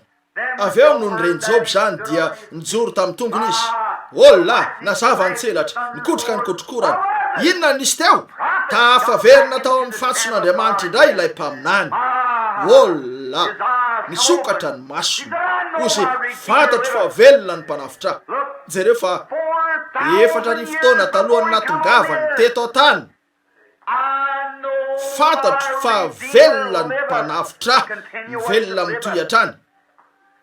ary amin'ny andro farany ny roa ny fotoana farany de hitsangana eo amboniny tany izy na de levon'ny olotra azy zao vatan'izao de mbola ahitan'Andriamanitra ao amin'ny nofo koa za mihitsy no ahita azy ary ny masoko no hijery fa tsy olon-kafa zay ary lay izy tamin'ny fotoana efa afatesany ozy aleveny eto Palestina mihitsy tonga tatioarina niaraka tamin'ny teny fikasana Abraham maty Sara naleviny teo anilan'ny Job izy fa nisy zaratany novidiny ary naleviny izy no maty Abraham de nodomandry teo anilan'ny Sara Abraham niteraka ny Isaka maty Isaka de nodomandry teo amin'ny Abraham ary Isaka niteraka any Jakob maty tany Egypta tany Jakob fa ozy aza levinareo eto nianiana fa tsy andevy raha eto ianareo alaivo ny tolako ary aleveno any miaraka amin'ireo razako nahoana tsy nisoratany zany rahalahy fa teo anelanelan'ny voasoratra no ny maty Josefa ozy eny ataovy eo amin'ny vatapaty ny tolako fa aza alevinareo aty aza alevinareo eto entinareo any ary aleveno any amin'ny tany nampanantenainy aleveno any nahoana ozy amangy anareo Andriamanitra ndray androany amelan'ny tolako eto mba anehoana zavatra tony namelan'ny Josefa andreo taolany ihany no namelan'ny Jesosy fasana misokatra nizoky olona Hebreo rehetra voakapoka lamosina reraka sy torovana novembena teny fa reo Egyptianina rehetra eo de nitazana sy nahitan'io vatapaty kely efa toto io ataoko fa nahitan'io teo voatsely zay vatapaty kely vita tamin'ny plan zavatra nitefena nolazaina fa ataony nametrahana ny taolany nisy mizeray nametrahana izy ireo anio ary nijery anio voalaza hoe teo ny nametrahana ny taolany Josefa rehefa nalay Mosesy niakatra sy nentiny miaraka taminy zany ary ny Hebreo rehetra zay nijery anio teo hoe ndray androany de iova ny eto ivoaka isika fa lay mpaminany nanana akanjo lava tsara tare zay naneo an'i Kristy tamin'ny lafiny rehetra araka ny lesitsika omaly ariva no nilaza satria niakina tamin'izay nambaran'Andriamanitra tamin'ny Abraham izy zay ary lay izy mbola miakina amin'izay zavatra zay ihany zao arivo zao de zay nambaran'Andriamanitra tamin'ny Abraham amonjy anao sy ny taranakao inoko zany ndray andro any ianareo de ivoaketo ary ninono izy ireo zany ary ndray andro reo taolany Josefa efa toto reo efa nanomboka ivoaka Mosesy de niteny tamin'ny fanahy masina hoe misy zavatra dininao ry Mosesy midina eny ary aleviny ny taolany Josefa nofinosiny Mosesy zany ary nakeo izy le andriafy no nitarika azy teo amin'ny tany nampanantenainy ary nandevina azy ireo teo anilany Isaka sy Jakoba nahoana fantatr'ireo fa ho avy ny voaloam-bokatra zay nodomandry fantatr'ireo fa isy fitsanganana ndray androany fantatr'ireo fa misy lay marina zay nilazany Joba hoe fantatro fa velona ny mpanafitra ary amin'ny andro farany izy de hitsangana eo ambonin'ny tany ary fantatr'ireo fa Joba efa nanana fieverana ny amin'ilay toerana ijorony de ozy aleveny eto naniry izy ireo niaraka tamin'i Josefa na Joba ka naleviny izy ireo tany hoany tao Palestina satria io ny tany nampanantenainy ary fantatr'ireo fa tsy ho Egypta no isy fitsanganana tsy ho any Eropa zany tsy ho any antoerakafo zany fa ho ao Palestina io ko de naleviny tao izy ireo tonga avy eo Jesosy izy ireo laina mpanantenainy nataon'izy ireo taminy zay voalaza fa ataony ary novonon'ireo izy maty izy nidina tany amin'ny elo ny ainy nitory tamin'ireo fanahy zay tao an-tranomaiziny nalainy reo fanalahidiny fahafatesana sy ny elo nesorony teo amin'ny devoly de niveriny izy ny maraina ny Pasika ary nandalana teo amin'ny paradisy izy de nandodona teo baravarana halleloia to mandre azy manao hoe ry anaka hoy Abrahama iza moa zao za le taranakao lay taranaky Abrahama o Daniel iza moa zao za lay vato voendaka avy tena tendrobodry teo ary izy reo nitoetra teo reo olo masin'ny testamenta taloha teo ampiandrasana ny otafina tao amin'ny paradisy nosokafany ny varavarana hoy Abrahama ivoaka ve sika efa asaiky mazava ny andro eny ambonin'ny tany andesika vonina any andeha hoy Abrahama afaka hijanona vetivety eny ve sika tiako tazanina kely ny tanàna Ie, mbola mangy ny mpianatra 7 andro a de nitsangana izy ny maraina ny paska ary milaza ny Matio 7:20 fa maro tamin'ireo vatan'olo-masina zay efa nodimandry tao amin'ny vovoka ny tany no nitsangana ary nivoaka anakeo an-tanàna ka niseho tamin'ny maro tao an-tanàna. To mahita ny Sara sy Abrahama nidina teny an-dalabe anana hoe ry malala jereo aneny eto novany izy reo kely reo zavatra reo jereo aneny endriky ty eto ty nisy nanao hoe izy reo mpivady etsy reo to vahiny izy reo reo misy matazana atsika nanjavina teo masina izy reo tony naniva tsy vany teo amin'ny rindrina nareo tsara nefa tsy fatany nahitany akory ny dirany niala teo izy reo vatana be voninahitra nananan'izy reo ka niseho ndray teto tany haleloja ho voaloam-bokatry ny profo ny herin'Andriamanitra sy ny fitsanganana teo izy reo no pitehiny sy nabridany reo fanapahana ary nalainy ny fahafatesana sy ny elo no seporiny zany ary nitsangana izy ny maraina ny paska de niditra atao amin'ilay fanjakana niaraka tamin'ireo tsy magaga raha o reo alevenao Palestina fantatr'ireo fa ao Palestina no isy ny fitsanganana no zany am'izao andro zao rahalahy azonareo anana ny rehetra tianareo io io fivavahana rapomba mangatsika rehetra tianareo io fa za alevenao amin'ny Kristy satria zay ao amin'ny Kristy no entin'Andriamanitra miaraka aminy ao amin'ny fitsanganana lazao zay tianareo lazainy ary atsoa fanatisimo zany na zay tianareo iantsona azy fa avelao fotsiny hitoetra ao aminy satria ireo zay ao aminy no hivoaka avy ao pasana amin'ny fitsanganana fa Andriamanitra no nala azy ireo avy ao nampanantenana ianao zany izy. Amen. Mampiova inona raha miantitra ny tena voninahitra an'Andriamanitra inona ny mety zavatra teraka zany miamanakaky ny fodina. Amen. Voninahitra efa iantso ao olirolera iantsy iny anareo tsaratsara ny anomboanareo eny ary mahafinaritra re zany ampivoahany olirolera amin'ny teny zany ahoana na faky tsy ho faly nefa mahalala ny marina azo antoka fa faly ary ny olona rehetra manana zany fanantenana zany de miboboky fanaoko ny nakeo amin'ilay loharano efa tranaindray fanaoko ny sotro teo tamin'ny fahazazako fanaoko nidina teny hoe anakapo hoe rehefa ho tonga mpanaramaso ny tenako dia akeo amin'ny loharano efa tranainy io nolazako fa io ny zavatra feno afaniny indrindra etsy amin'ny faritra 1000 taona etsy fanaoko nijery an'io de hoe anakapo hoe inona ny mahafaly anao fa de miboboky atsakijanona fotsiny zany ny rano tsara indrindra efa nisotroko hoe anakapo inona ny mahafaly anao no reo biby misotro avy aminao ve tsy aralabila tsy zay lay izy inona ny mahaboboky anao tsakijano noho ny olona midina eo ve ka makarany eo tsy zany mihitsy miboboky fotsiny angamba ianao satria misotro eto tsy hoia inona ny mahaboboky anao raha vita ny resaka de ataony hoe riralabila tsy zany miboboky misy zavatra ambadiko zao maizy azy zao manosika miboboky ary rehefa tonga eo amin'ny olombelona iray ny fanamasina de misy zavatra eo loharano mipiritsika mafy zay miboboky ao fiainana mandrakizay ahoana nafanareo o Jesosy tamin'ilay vehivavy teo am-patsakana zay misotro ty rano ty no hanana fiainana mandrakizay ho ao aminy zany lay loharano miboboky ao fiainana mandrakizay. Alleluja. Andesika iverina amin'ny Exodosy lah eritrereto zany fiainana mandrakizay rehefa tapitra ny ray alina tapitrisa taona eo reto ranomasina taloha reto fa mihoatra ny 2 ny rano ny tany no rakotry ny rano no hiparitaka amin'ireo onja lehibe rehefa hivalona lehibe indrona hitelo lafitra noho ty tabernakle ty zany dia mely mafy an'ireo sambo hitopatopa etsy seroa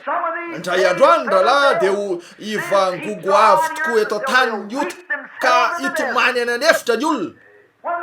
rehefa tsy isy tsony ny ranomasina tsy isy ny volana tsy isy ny kitana haleluja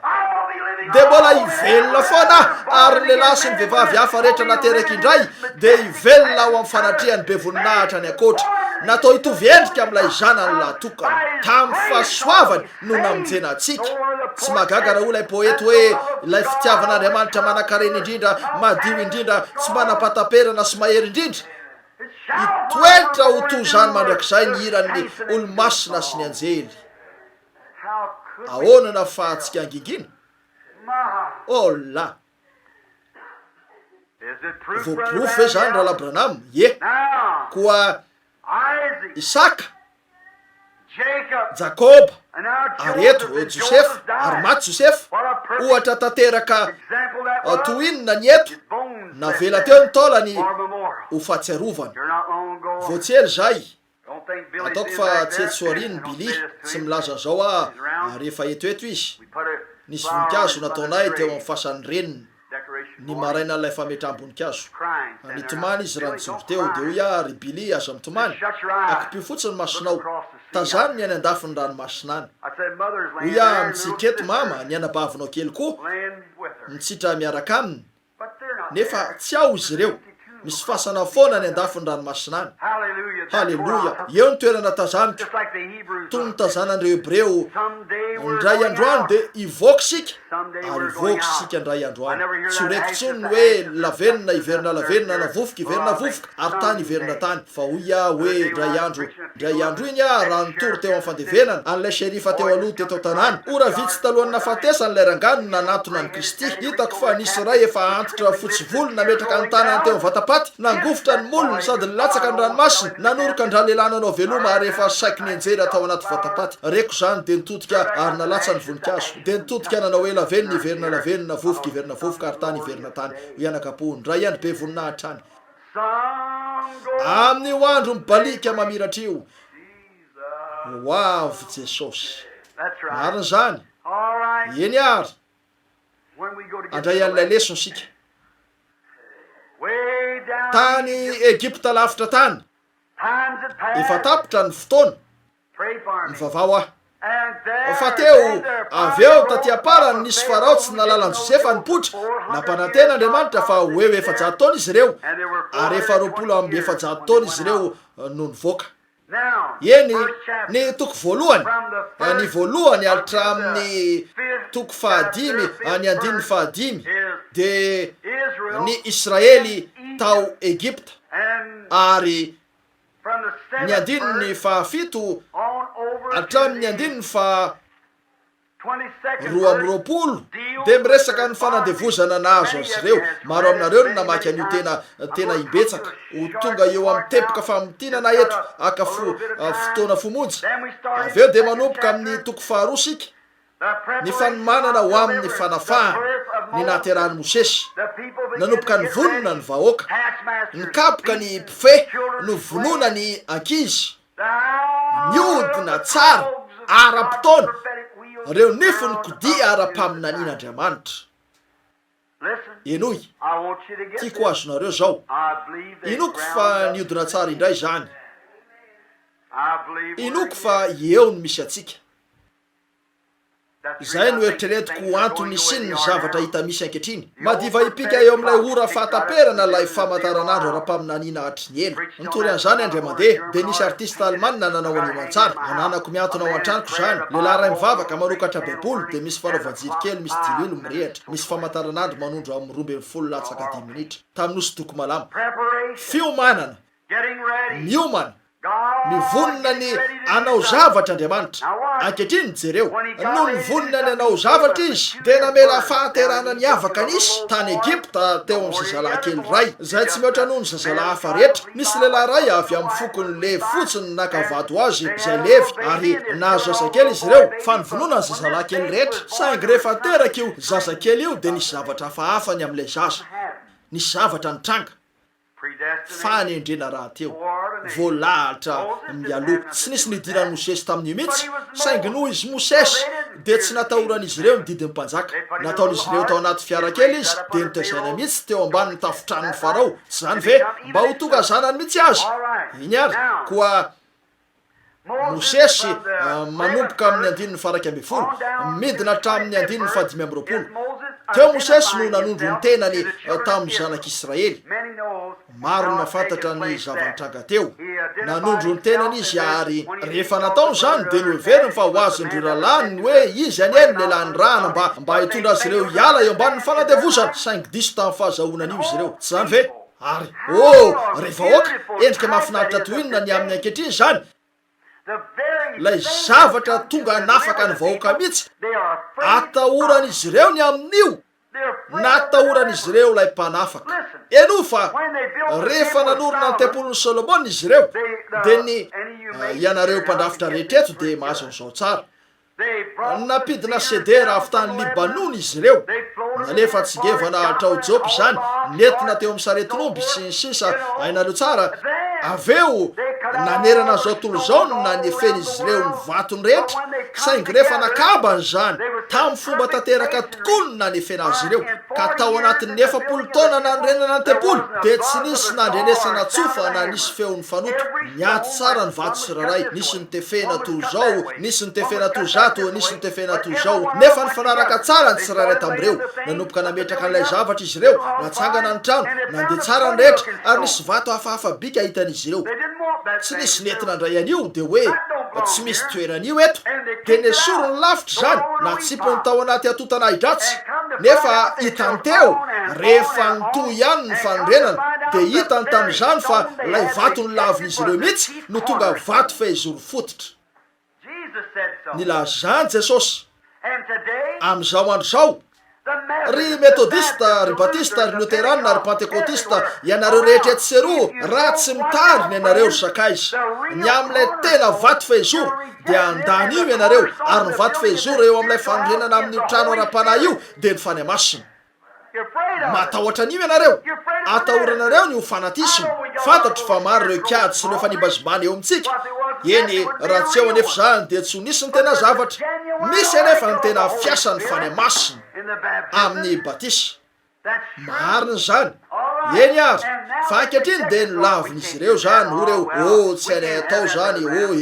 tsy hainay ananany zany raha labranama teo andray andro iny raha nipetraka atao an-tranoko ilay zokiolona atao amin'ny sekoly ambony ray avy amin'ny fianarana naoriny biligrama ny mpampianatra sandenina ary nisy andian'izy ireo nipetraka teo dia ho reo raha labranama ambaranay aminao ny olana ho reo efa ampy iovany zao tolo zao fo io hoy izy ambarako aminao ny olana hoy izy be loatra ny pentekotista sy ny olirolera eo amin'ny fivorianao zany mampitaraina ny hafa ho ia anoana ara-bolan'io venareo mazava ho azy fa zay any zay koa ny eritreretiko tsy anoany ianareo azo antoka tsy anoany ianareo mariny zany afaka irosiany reny fiangonana lehibe reny ka anana ny teolojiany ary ny fiamboniny amin'izao sy ny fiamboniny am'ry dia misitaka manao fijery ratsy miaraka amin'ireo diplôma ny teolojiany zay ankinany sy ny sisa toy zany nefa ny sasany amin'izy ireo dia tsy mahafantatra n'Andriamanitra akory toy ny tsy fahafantarany bitro ny fanaovana kiraro amin'ny ranomandry mariny zany azo antoka fa fantany avokoa ny teny grika ary fantany ny fianarana nataony nefa tsy amin'ny alalan'ny teolojia na ny fianarana no afantarana n'Andriamanitra amin'ny finoana no afantarana n'Andriamanitra ny fahalalana dia manalavitra ny olona amin'Andriamanitra ny finoana no mitondra azy eo amin'Andriamanitra zany nampisaraka azy tamin'Andriamanitra tao amin'ny Saideny nakeo amin'ilay azo fahalalana izy fa ny batisa ny fany masina mihitsy no mitondra fiainana ho an'ny olona ka ny antony nandraisan'ireo pentekotista sy ireo olirolera arak'izay antsonareo azy ny amin'ny resaka fanasitranana avy amin'Andriamanitra azo antoka fa ireo mpanjaka sy ireo manam-pahefana dia mandreny amin'io ary reo tongava ty fa ny tompo no izy mpamindra fo dia manasitrana azy ireo no io mariny zany fa raha ny ambiny rehefa miresaka ny amin'ny fiainana mandrakizay ianareo dia lazainy fa mpikambana amin'ny fiangonana anglikana izy mpikambana amin'izao izy amin'ny zatona ny afako hoe mpikambana fiangonana tsy misy diran'izany amin'io ny mampikambana anareo amin'ny fiangonana dia tsy misy dikany velively amin'Andriamanitra raha tsy ateraka indray ianareo anankiray ihany ny fiangonana dia ireo izay nateraka ao amin'ilay vatany Jesosy Kristy tamin'ny batisa amin'ny fany masina halleloia avelao anambara aminareo rahalahy fa fomba tokona ihany no idirana ao amin'ny Kristy tsy amin'ny fandraisan-tanana zany tsy amin'ny batisany rano ihany koa na ny famafazan-drano na ny tsy finanan-kena na ny fitandremana ny andro sabato na ny fialana amin'ny sigara amin'ny paraky amin'ny fisotroana amin'ny fianianana reo zavatra rehetra eo tsy zany ny lalana idirana ao amin'ny Kristy ny fifohana sigara ny fisotroana whisky mivoaka mampiaraka amin'ny hafa amin'ireo vehivavy tsy ara-dalàna sy ireo zavatra rehetra ataonareo ireo dia tsy ota tsy misy mihitsy tsy otsy zany manozona mianina misotro tsy otsy zany vokatra teraky ny ota io mpanoty ianareo ka zay no mahatonga anareo manao an'io saingy tsy zay ny ota vokatra teraky ny ota io tony ny ankehitriny ihany andonanareo ny eto saingy tompony andraikitra ny amin'ny tenin'Andriamanitra ka vonona ny fandahatra ny amin'io amin'ny fotoana rehetra eto ny toerana nadiso anareo vahoaka pentekotista maro aminareo no mipetraka eto dia ny fampianaranareo fa ny porofototra ny amin'ny fananana ny fany masina dia ny miteny amin'ny fiteny tsy fantatra hoe zany ny fany masina tsara tokoa ny miteny amin'ny fiteny tsy fantatra saingy vokatra avy aminy zany tsy ny fany masina io fa zavatra ataony ny fany masina ny fanamasina de ilay fitiavan'andriamanitra azoky profona amin'ny baiboly zany na de miteny amin'ny fitenin'ny olona sy ny anjely aza nefa tsy manana fitiavana de tsy mahasoa akory zany raha azo poma notadiavinareo nefa poma anankiray fotsiny no anananareo de mbola lavitry ny azo azo hitanareo vokatra avy aminy zany ny ota ny antony mahatonga anareo manozina mifoka misotro entiny fatezerana ka manitsy tanana sy ny sisa toy zany de satria mpanota ianareo tsy zay ny ota fa noho ianareo mpanota io ho jesosy milaza an'izao soratra masina zay tsy mino de efa voaelo ka raha teo raha mino ianareo de tsy manao andro zavatra eo satria ao anatinareo ny ainy Kristy fa raha manao an'ireny ianareo de noho ianareo mpanota ka tsy pino na de milaza ho izy aza de mbola tsy isany hatreo ny vono no ahafantarana ny azo eny io avy anao zany hitsofoka lala minitra vitsy raha maky aho mariny zany zany ny voalazan'i Jesosy ny vono no ahafantarana ny azo ratsy de tsy mamovo tsara eny ary taty aoriana be indro fa tonga izy ireo tamin'ny fotoana fanafahana teraky Mosesy no tezay natao an-tranon'ny Farao nivoaka izy tamin'ny fanantenana fa ho tonga saina ny zanak'Israely fa izy ny olona nanao an'io saingy tonga saina ve izy ireo tsy tompoko oreo izy nanendra ny lahy ho mpanapaka anay amona anay tonona amonoanao an'ilay Egyptiana koa va ianao de nandositry Mosesy eny ary Mosesy no laviny ralahany atomboka eo amin'ny andininy fa 1:20 amin'ny toko faharoa ijanona minitra vitsy eo amin'io sika miezaka fotsiny any any mianareo fototra iangana minitra vitsy sisa no ananatsika voatery ny amarana rapitso ariva angamy sika mario fa no laviny rahalahany izy de nakany amin'ny tanin'ny Midianina ary naka vehivavy Jetilisa hovady endry Kristy tanteraky Mosesy tsy zany ve reo patriarka rehetra eo de fanehoana mialoha ny fiainana ny veloman'i Jesosy Kristy Mosesy de teraka teo ambanin'ny fanenjehana tonona aminona ny zazakely rehetra tamin'ny andro Mosesy ihany Jesosy fony tonga izy de nivonoana avokoa ny zazakely mba azahoany azy zany ve niezaka ny azo an'i Mosesy ny devoly niezaka ny azo an'i Jesosy ny devoly niezaka izy to mahita an'i Jesosy rehefa niakatra fanidina teo izy nandotona ny varavarany tany amin'ny elo tamin'io marain'io halleloja tsy fantatro fa tsy ato amiko ny ampianatra zay angamba nio arivo fa to mahita an'i Jesosy fony maty teo Kalvari izy niakatra de nidina teo ary nahita an'ireo olona rehetra tany aloha reo nitomany sy nitaraina ary nanao ny toy zany de ozy tokony ho niainy mpaminany ianareo nitory tamin'ireo faratahotranomaizina izy teo aminareo ianao teo aminareo ireo mpaminany teo aminareo ireo lalàny nahoana ianareo ny tsy niainao an'izany tsy niaino izy ireo de nakato ny varavarana nidina tany amin'ny elo izy nandodo varavarana ho satana izy zany ho izy avy sokafo ny varavarana la manome sary an-tsaina fotsiny mazava ho azy nakeo am-baravarana izy de nisotony ny sokatra ny varavarana ary ozy izy ianao ozy zany Jesosy Kristy tonga eto ihany ianao tamin'ny farany sa tsy zany efa ela notadiavako anao rangaha fantatro fa nitady ahy ianao eny jereo fa no heveriko fa azoko ianao fony anamony any Abela no heveriko fa azoko ianao fony anamony any Mosesy no heveriko fa azoko ianao fony ananao andro zavatra rehetra eo fony azoko Jaona Mpaona Batisa no heveriko fa tena azoko ianao nefa de azoko ihany ianao zao eo ampelantanako ianao eto to mandrea Jesosy Kristy milaza hoe za le zanak'Andriamanitra nateraky ny Virjiny avy tany am'ireo lapa ivorony raiko aho ary tonga teny ambony tany ary rakotro ilay rako ny tany an'io maraina zay nomeko sy nandoavako ny vidiny ny fahafatesana ny ota sy ny elo omeo ary fanalaidy reo halleloja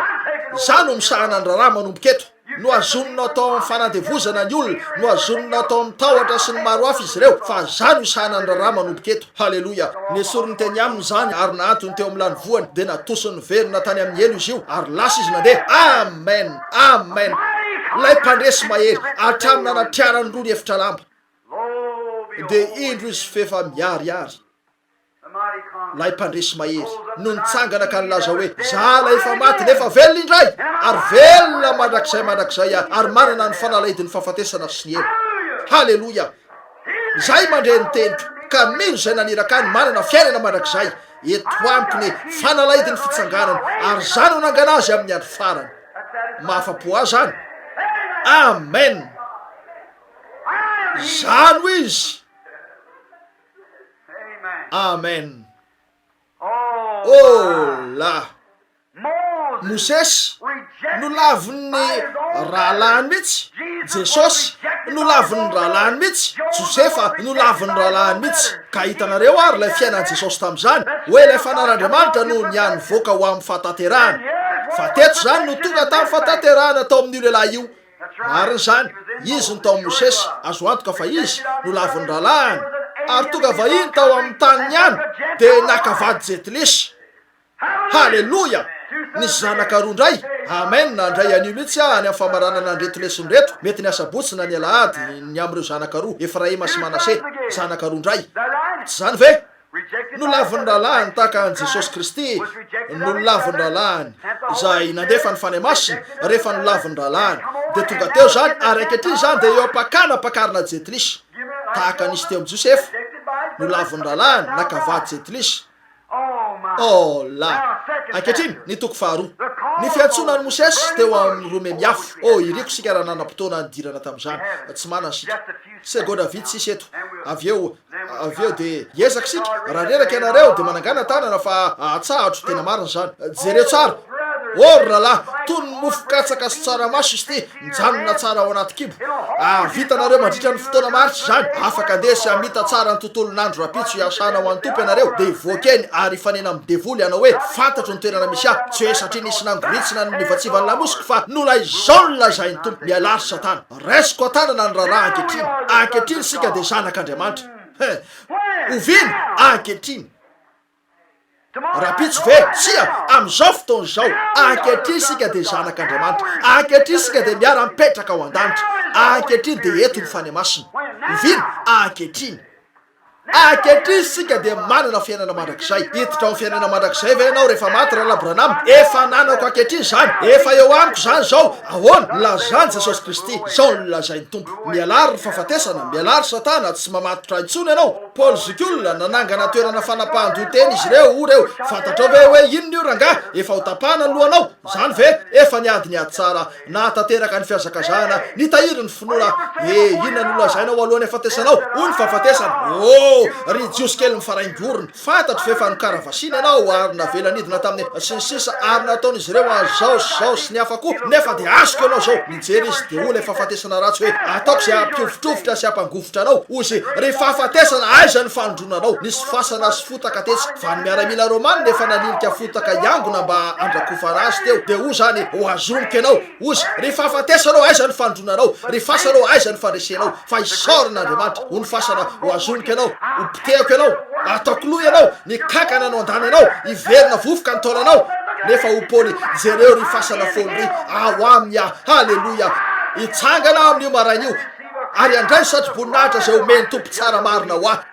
Tsy ho azy ireo ihany fa ho an'ny tsiralay am'ireo, na dia ireo izay atao amin'ny Branham Tabernacle azy, izay tiany fisehoany. Amen. Azo antoka.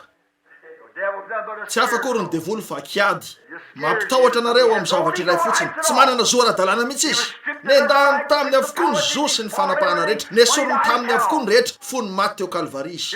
Indro ary izy eto fa nidina. Nandositry Mosesy tany ambadiky ny tany efitra.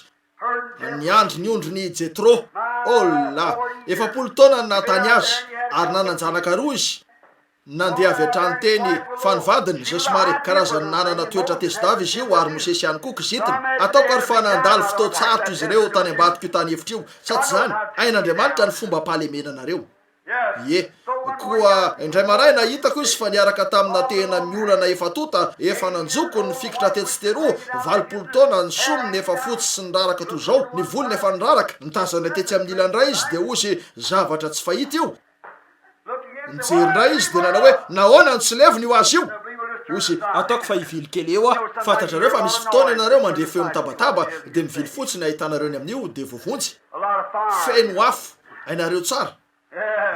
Ampiretin'io zany ny fanahy masina no mandrehitra an'io dia mitodika ny olona ary manao hoe inona ny zava-misy eo. Eny nanomboka nanatona teo Mosesy ozy manontany tena aho ny amin'izay tsy mahalevona an'io zavatra io. Efa sasakadiny no nirehetan'io teo nefa mbola tsy levony zany. Nandroso teo izy ary nanao hoe anatony eny fotsiny ahitako ny amin'ny rehetra io. Ary nisy feo nivoaka avy eo nanao hoe esoriny kapanao. Ny tany izay hijanonanao dia tany masina. Eny tsy niteny zany hoe esoriny, tsy nilaza Mosesy hoe esoriko ny satroko. Ozy kapiko dia niolika izy ary nendany kapany. ozy iza moa ianao tompoko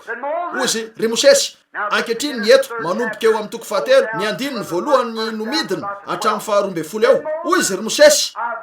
reko ny fitarainany oloko ka tsaroko ny fampanantenako oh alleloia tsaroko ny fampanantenako tamin'ny Abrahama efa reko ny fitomaniny sy ny fisetony efa nidina ao mba hanafaka azy ireo amen midina izy mba hiazona ny teniny ndray androany reo fasana ratsy any lavitra any reo vatopasana natao teo anilan'ny fasany bebe tsy manova zavatra mihitsy zany tsaroko ny fampanantenako nidina ao hanafaka azy ireo tsy ahoako zany avelao zany raha tonga tampoka tsy manova zavatra mihitsy zany hoa alleloia fantatro hoe iza no mitondra ny sambo ary ianareo aoka hotony fotsiny nidina hamonjy azy ireo inona no nataonao ry Mosesy aniraka anao tompo aniraka hoe tsy haiko atao zany tompo ye nametraka anao teto am'ty zao tontolo zao ty aho amin'ny tanjin'io efa 20 taona ary somary enjana lamosiko mety ho azony artrita za de tsy lehilahy mahay mandateny tsy mahay miteny tsara eny fa iza nanao vavy ozy tompo raha neo ny voninahitra ho amiko anao de andeha amen asa matahotra fa io teny io de midika hoe hotoany e zany hitanareo asa ho ihany voninahitra ao de andeha tiako ny mahita kely amin'io voninahitra sekina io ary ianareo eny tompoko asa ho ihany voninahitra ao tompo eny inona ny voninahitra ao tompo ry Mosesy inona ny eny tananao teanyty tompo teana miolana efa tota ozy atsipazo amin'ny tany zany natsipiny teo amin'ny tany io de nivatika eo menarana nitsambikina ny emitra izy ozy raiso amin'ny rambony izy natao zany de niverina ho tena ozy ankehitriny Mosesy inona ny eny ozy alaivo ny tananao atsy foy ao atratranao natao zany teo amin'ny fony de nitsoahany ka lasa fotsiny abokana hitanareo fa maneo ny feo ny fieritreretany olona zany ny fon'ny olona de fotsiny abokana lay fieveran'ny fisainany mihitsy no boka ota naverina tsofoka tao atratrany zany ary nitsoandray inona ny tokony isy rehefa navoaka zany de fotsy voadio tony ny tanan-jazakely tony ny tanana hafa rehetra hita ny voninahitryandriamanitra teo inona ny voninahitryandriamanitra teo fahagagana fahamantarana zava-magaga fanasitranana avy amin'andriamanitra asa ho ihany voninahitra ao tompo rehefa nivonina ny amonjy ny vahoakany izy de tonga teo Mosesy ny fanay masina ka naneho famantarana fahagagana ary fanasitranana avy amin'andriamanitra amen mariny zany de nijery ny tanana izy ary ozy hola de jereo fa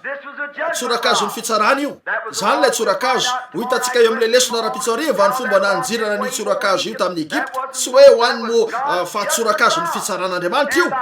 ary ny tanana miazona ny fitsaran'andriamanitra de tsy maintsy madio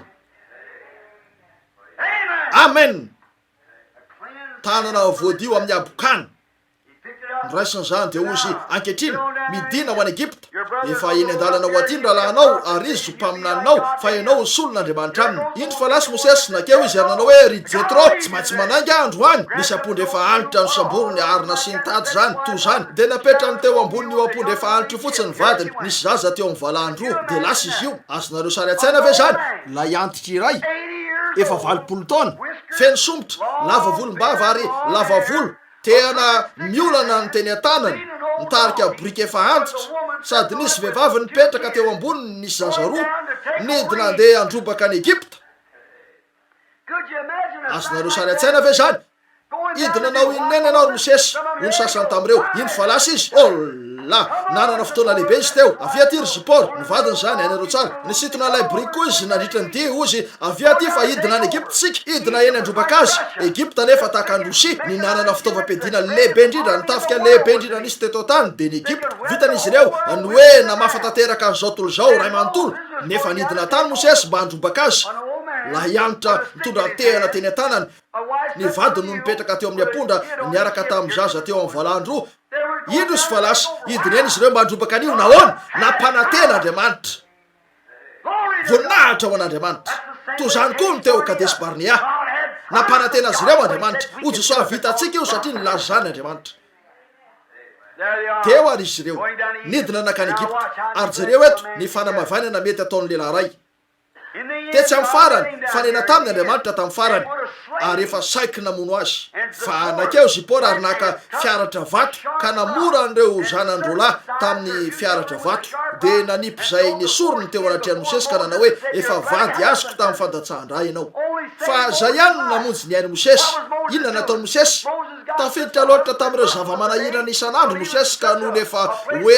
andeha teny izy dia andiny ny tombo-kasehan'ny famorana. Ary eo no misy atsika amin'izao andro zao. Eo no malava an'ireo fiangonana Holiness na andany fotoana be sika na nome vola be atsika ny tompo manangana fiangonana goava be sika misy zavatra lehibe maranitra dia asiana seza malemilemy organo lafo vidy ka lasa dinitsika ny tombo-kasehan'Andriamanitra dia ny batisa amin'ny fanemasina. Marina zany. Andriamanitra irao anay Zipora. Marina zany. Ny famorana. Ny lahy rehetra tao Egypta teo amin'ny Israely izay tsy voafora dia nofongorana. Fa ny famorana no tombo-kasehan'ny teny fikasana. Ary ny famorana teo amin'ny testamenta taloha dia ny batisa ny fanemasina eo amin'ny vaovao. Ka ny olona rehetra tsy manana ny batisa ny fanemasina dia hofongorana. Zay ary ilay izy. Andriamanitra mamindra fantatro fa mandreraka anareo be nefa fotoana mahafinaritra be ny eto. Za ilaiko angamba ny hijanona. Eny ary. Atomboka fotsiny eo amin'ny andininy faefatra ary ny rapitsariva ny toko faefatra. Jehova eo amin'ny tapany farany eto amin'ny faefatra ny fahatelo dia mampafantatra ny anarany. Zao zay izy.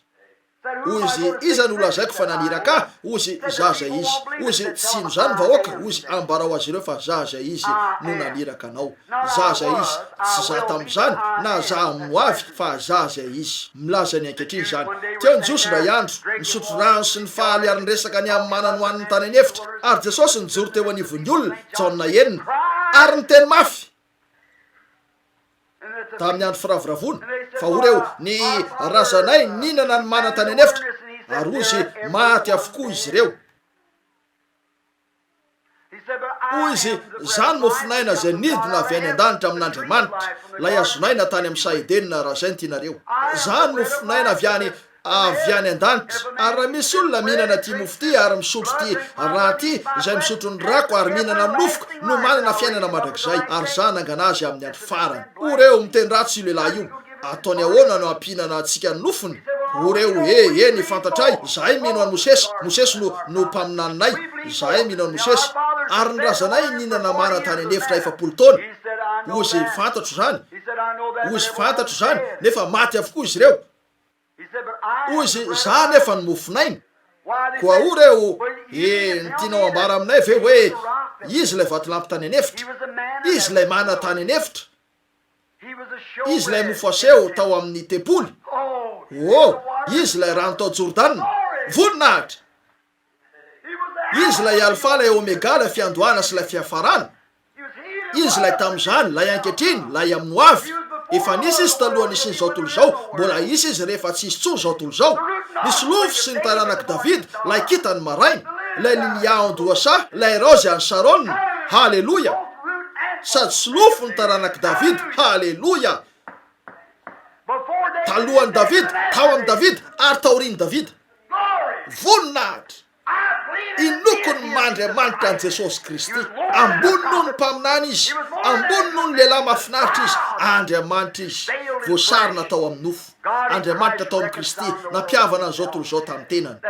Zany na izy azy. Hiditra amin'io sika afaka takariva vitsivitsy. Ny amina izy azy. Zay no mahatonga anareo tsy afaka hanana finoana satria tsy fantatrareo na izy azy. Oreo nilaza ianao fa nahitany Abrahama nefa tsy ampy 50 taona akory, 30 taona fotsiny anefa raha lehilahy. Reraka izy ary nahatorovana azy ny fanompony. Oreo lehilahy tsy ampy 50 taona ianao nefa milaza fa efa nahitany Abrahama zay efa maty tany amin'ny 700 taona. Inoy ozy fony mbola tsy ary Abrahama dia efa izy ah. Haleluya. Zano Jehova. Izy ny Jehova Manase. Izy ny Jehova Rafa. Izy no fareo anara-panavotana rehetra teo amin'ny Jehova dia tao aminy ary tao aminy toerany fahafenony fomba an'Andriamanitra ara-batana. Teo ary izy. nidina ho anafaka azy ireo anambarany anarako a teneny izy ireo mba ho tsarovana amin'ny tananaka rehetra fa zaho lay zaho zay izy tsy lay za tam'izany na za amino avy zaho zay izy lay Andriamanitra tamin'io arivo ihany no eto zao arivo zao ankehitriny andeha eo alohanareo a ho aniraka ny anjeliko a ary izy ho ao amin'io andriafo io fa andefa azy eo alohanareo a ankehitriny toy ny andriafo ary izy no hitarika anareo andry afo tena lehibe tokoa toy ny andry afo no andeha eo alohanareo hitarika anareo lay zaza izy no ao amin'io andriafo io ankehitriny ho anareo eto amin'ny Branham Tabernakla ary ho anareo mpiara-miasa ka mahafantatra anreto famarinandreto mba fantatrareo moa fa io andriafo ihany no miaraka amintsika an'io ariva tsaronareo fa azo teo ny sariny ary toy inona ankehitriny ny partan zany eran'izao tolo zao lay andriafo ihany izay nanaraka ny Mosesy tamin'izany tao amin'ny Rome miafo inon'io tsy misy mpandalo leto ka sany radiso tafahoatra tamin'ireo tenyreo sy ny sisa de fantatro tsara ny misy ahy mipetraka tsara amin'ny toerany lohako inoko fa zay noho ny fany masina mamela iteny aminareo fa ny mpandalona rehetra eto de mahafantatra fa io anjely nanaraka ny zanak'Israely nanerana ny tany efitra io de lay anjely ny fanekena ary ny anjely ny fanekena de Jesosy Kristy ny aren'i Kristy no nataony Mosesy ho lehibe lavitra noho ny zava-tsoa Egypta rehetra tsy zany ve zany mihitsy lay anjely ny fanekena inona ry miaraka amintsika tio mety ilaza izy ireo hoe voan'ny fahavelezan-tsany sika zao sika na ny afako hoe andiana olirolera na anto zany mety ilaza zany izy ireo nefa lay Andriamanitra tena zay nanamarina ny tenany tao amin'ilay andriafo nitarika ny zanak'Israely ihany no mitarika atsika amin'izao fotoana zao aleloia voninahitro an'Andriamanitra lay teo am' Jesosy Kristy tam'izany ihany raha nitsangana izy ka niteny tamin'ireo fariseo zay nijoro teo no niteny tamin'ny ravehivavy teo patsakana ny aminota miafiny sy sisa miasa eto anivontsika zany zao lay tam'izany lay ankehitriny lay amin'ny avy haleloia miandry azy ah any anareo voninahitro an'Andriamanitra haleloia efa tapitra ny vinavina rehetra la rehefa mibanjina lay azo fijaliana mampitolagaga teo amin'izay nafatesany lay andriany voninahitra de ataoko fa tiantoka ny lazako rehetra indrisy ry sakaizako mpanota ahoana nafahanareo mandany ijery an'io fiangonana lehibe efa tao amin'ny tandindony tam'izany io zay miamiangona miaraka amin'io andriafo io mitarika azy ireo ka ijery totika ny misy am'izao andro zao firy ny nahazo an'ilay sary aoka ho hita ny tananareo firy ny tia hanana an'ilay sary aoka ho hita ny tananareo mitsagana hanana azy ireo ara-pitsariva asehoka anareo eto eny ary tila izy efa voamarina nisy mpitsikera 3 alina teo de hoy tsy niambo mpanasitrana fantatraneo fa tsy nataoko zany ny fahamarinana ihany no ambarako fony ateraka tao amin'ilay trano kely tao Kentucky nisy anjelin'ny tompo niditra teo ambaravarakely ary nijanona teo nisy andriafo teo ary noprofon'Andriamanitra zany ary milaza fahamarinana de anamarina ny fahamarinan'Andriamanitra fa raha-pandangy de tsy misy fampirarahin'Andriamanitra amiko ary saiky tamin'io fotoana io zany de tonga teo izy ny fikambanany mpakasary amerikanina teo izy rehetra ny Luke ny Life ny Times ny Collier izy rehetra eo ny fikambanany mpakasary amerikanina no nitifitra sarany io hoy izy io inoko fa psychologie zany efa hitanay io tany aloha nefa ataoko fa tenetiny izy ireo tany aminy zany de namelony masony fakatsary le azavany netiny izy ireo tany amin'ny George Gilasi io nataon'izy ireo ny fitiliana rehetra azo natao ary ankehitriny zany de miantona ny Washington DC eo amin'ilay trano fampiratiana haleloia inon'io Jesosy Kristy miaraka amin'ilay andiany zay atsony izy ireo olirolera Andriamanitra le tany fonareo ny sary malaza rehetra tamin'izay efa natao hosodoko de tsy maintsy tsy nandalo teo amin'ny efitra fitsikerana fa fony natao hosodoko lay fandraisana farany de nandalo teo amin'ny efitra fitsikerana zany eny intsikery izy ireo niandrom-piainany laniny teo fa ankehitriny zany de miantona eo amin'ny efitra fampiratiana tsy maintsy mandalo eo amin'ny efitra fitsikerana io ry lalahy sy anabavy rehefa nanomboka an'izao sika de zay atsony izy ireo fivavahany fany masina ataona maro lasa tany aloha de voaterina kany amin'ireo tranombilina kely ratsika tany an-tranon'olona tao amin'ny trano fivarotana tanoany fa nijoro tao ivelany tao re mpanota nitsako silgom ny omesona ny baziba niantso atsika olirolera ary natory tany amponja sy sisika marina zany nokapony izy ireo ny zibazibany izy ireo nisy mpitory-teny kely ray nipetraka tao an-tranoko ndray andro iny fa androany izy ireo nivoaka ny tanàna izy ary izy mivady mba hamelomany zanany natory teny ivelany tao anaty botifotsy izy ireo botifotsy lena de naantony teny amin'ny hazo zany anamainana an'io marainy fa nidina teny amin'ny lalambiry zareo nitsipona voakatsaka tsiraray nanana volany fisaka efa tota izy ireo de nitotony tamin'ny vatso zany ary velona nandritra ny faharoa 14 andro tamin'ny fitotonakasaka izy ireo lalay anatra kely mpikarakara ny diako andriamanitra ne tany fony de lala bosfor fa zokiolona petraka ny Durban Afrika eo am-pivavahana izy anio ariva ny atongavako any tany Texas tany izy fedy akapaka ny lamosiny rehefa norahonana ho tapahana antenda sinsisy rehefa nandeha teo izy niaraka tamin'ny tanany tapaka niezaka nanamboatra ny valiziny nokapohana noho izy nitorony batisa amin'ny fanemasina nirenireniny tafy ototrondro sy ototrosy fadiranovana tany amin'ny tany karakainy nefa zao toy zao tsy mendrika ho ny toerany akory nanibaziba sy ny apango ireo fiangonana lehibe nolazainy fa olirolersika fony ananorona ny nametraka ilay vato fezory teto nilasa izy ireo fa matika an'ity zavatra kely toty ho garazy efa 20 taona lasa zany nefa mbola velona eto ny fanemasina halleloia marina zany ary ny zavatra nolazainy fa fanatisma sinsisy nokarony mpanjaka sy ny manam-pahefana manerana zao tontolo zao olona ambony maro ny sitrany niparitaka nanerana zao tontolo zao ny herin'Andriamanitra ka lasa matampitrisa an'izao ny herintsika halleloia andray marainany nandalo teo amin'ireo tsikery izy ty nolazainy fa irehetra zany lasa tamiko tetsy zareo hoe ry biliversainy ianao zay fotsiny amin'io nandrafozam-bavy ko aza nanao hoe latsa-dala razazalahy raha adala nefa mandalo fotoana mahafinaritra ny tenako avelao aho ilaza zavatra aminareo rahalahy eno zao ary lazaiko amin'ny mpanajana eto halleloia ny elo rehetra tsy mahasaka an'izany efa voalahatra Jesosy Kristy isy zany ary isy io fa eo amin'ity vato lampity no aoriko ny fiangonako ary ny vavadiny elo tsy aresy azy ahoana ino zany karazana fiangonana inona tsy nofa mandrano nanambaranao zany ry Petera fa ny raiko zay ny an-danitra nanambara zany taminao fanambarana ara-panahy avy amin'ny fanemasina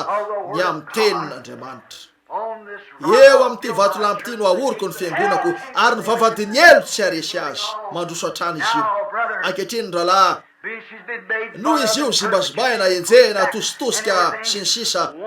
ndray maraina be voninahitra any halleloia lay tompo lehibe zay ao amin'ny voninahitra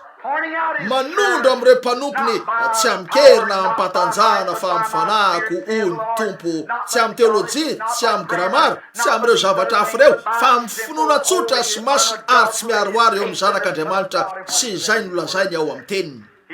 eo mpanaovana hosodoko izy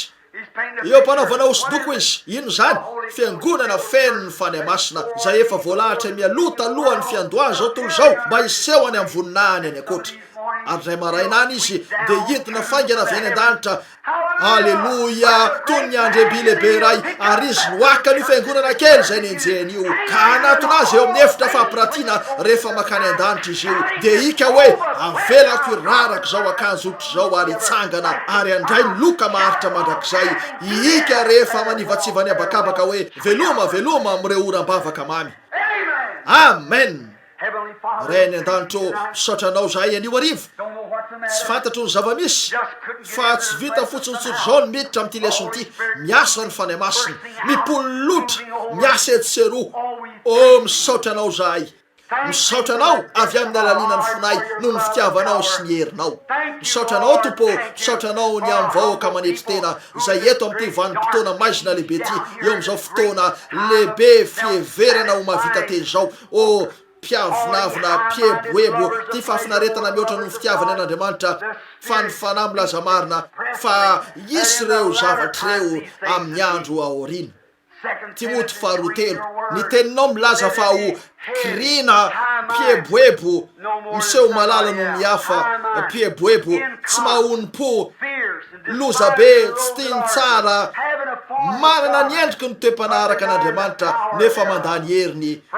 ireny koa de alaviro Andriamanitra ny teny ianao tamin'io andro io fa anana fiangonana kely ho ianao aza matahotra rio ny vitsy fa sitraky ny rainareo ny anomeanareo ny fanjakana misaotra anao tompo tamin'ny nanokafanao mandrakizay ny masoko mahantra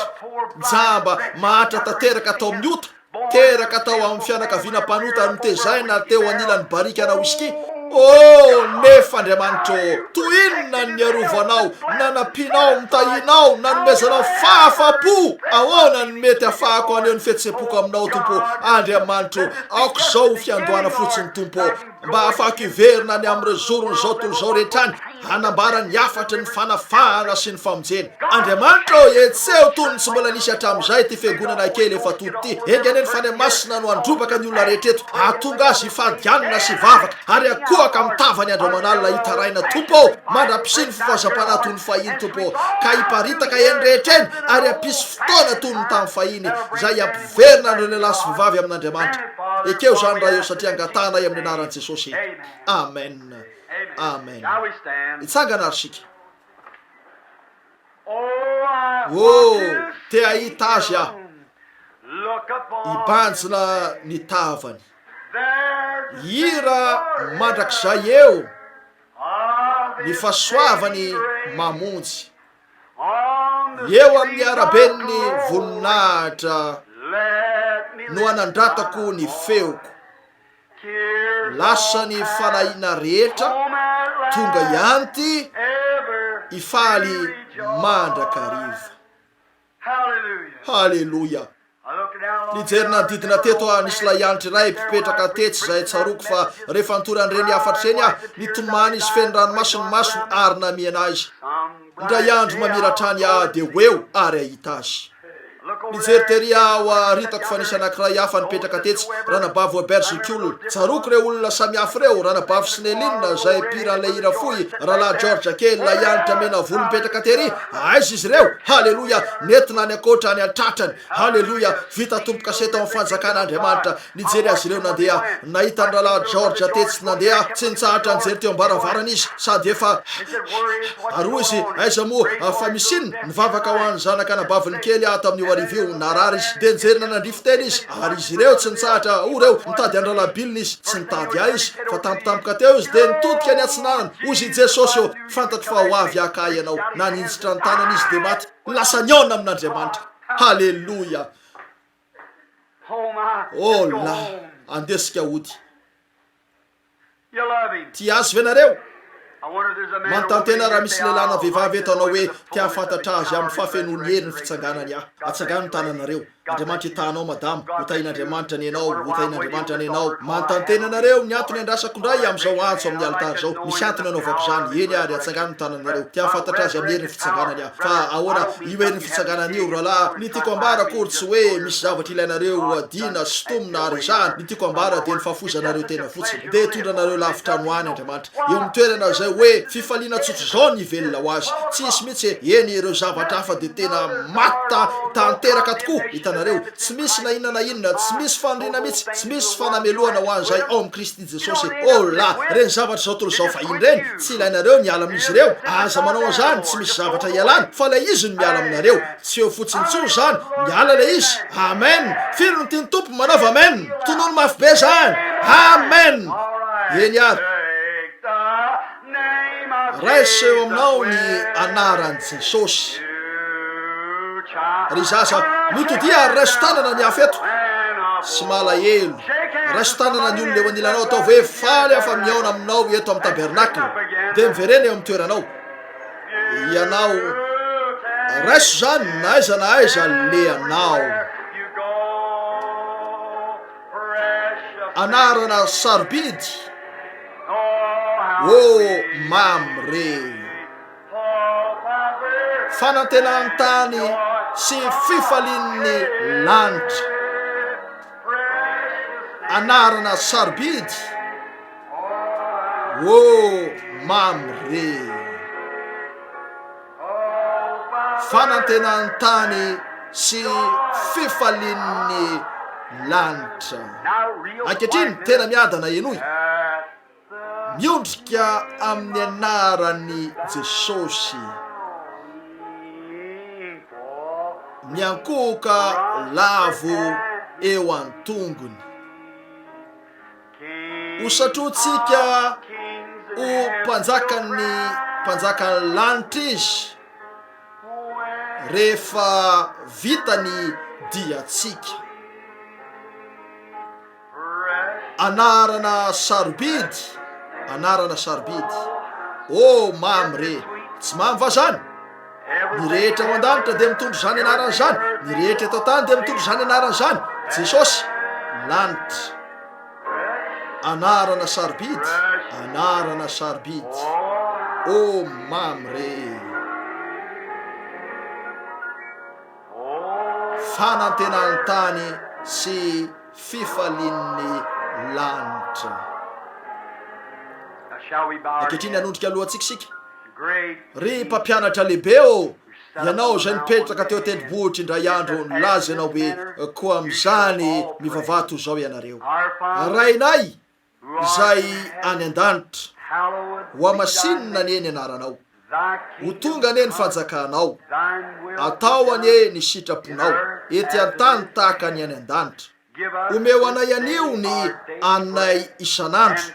ary mamela ny elokay tahaka ny namelanay zay meloka taminay, ary aza mitondra anay ho amin'ny fakapanahy, fa manafahanay amin'ny ratsy, fa anao ny fanjakana sy ny hery ary voninahitra mandrakizay. Amen. Tafandriamanitry hitanareo any ny tompo eo amin'ny anaran'i Jesosy.